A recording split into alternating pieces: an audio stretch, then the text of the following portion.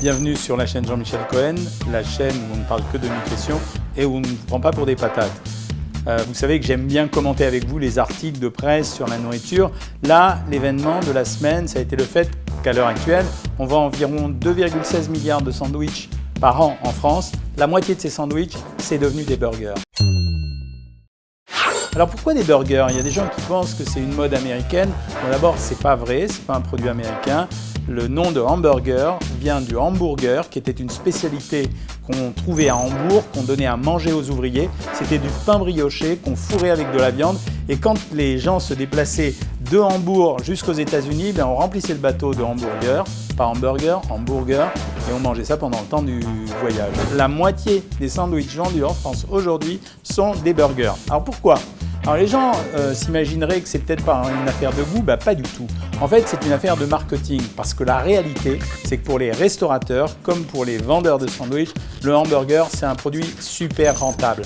Je vous détaille ça parce que j'ai trouvé l'article dans Capital, vous allez voir, et on a exactement le prix de revient d'un hamburger. C'est vachement surprenant, hein. Je peux vous dire que par exemple, le pain, ça vaut 33 centimes.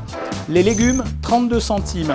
La sauce, 10 centimes. Et on compte environ 19 centimes pour le cheddar. On finit avec 1,56 € pour le steak, si c'est un steak de viande fraîche. Si c'est un steak surgelé, ce n'est que 50 centimes d'euros.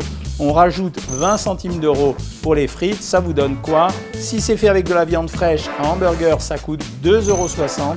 Si c'est fait avec de la viande surgelée, et c'est souvent le cas, ça coûte 1,60 €. Sympa le burger à 17 ou 18 € dans le restaurant. Donc ça veut dire que le hamburger, il a bénéficié d'un énorme essor parce que les restaurateurs, ils avaient plus intérêt de vendre du hamburger qui était pas cher avec une grosse marge et qui plaisait aux gens, plutôt que d'aller acheter du jambon à la coupe qui vaut super cher, le pain qui coûte plus cher que les 30 centimes d'euros de le Buns, ou alors faire un steak frites dans une assiette. Voilà la raison pour laquelle le hamburger a progressé. Alors pire que tout, ce qu'il faut que vous sachiez, c'est que le produit sur lequel on gagne le plus d'argent et qui coûte le moins cher, devinez ce que c'est?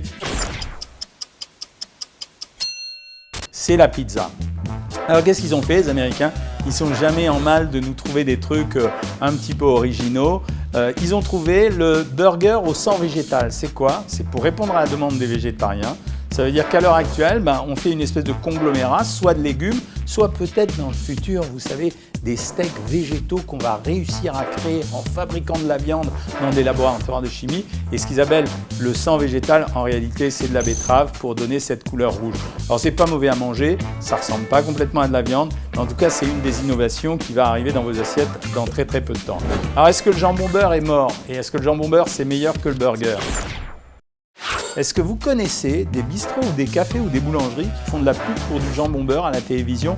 Non. Voilà pourquoi le jambon beurre il meurt. C'est simplement parce qu'à la télé, on vous fait l'apologie de Quick, Burger King, McDo, Five Guys et tous les petits restaurants de quartier qui en bénéficient, y compris des chaînes artisanales, pseudo-artisanales comme Big Fernand. Voilà, ceux-là, ils ont de la pub, donc ils vous attirent à manger ça. Personne ne fait la pub de ce pauvre jambon beurre. Alors, est-ce qu'il est meilleur que le burger?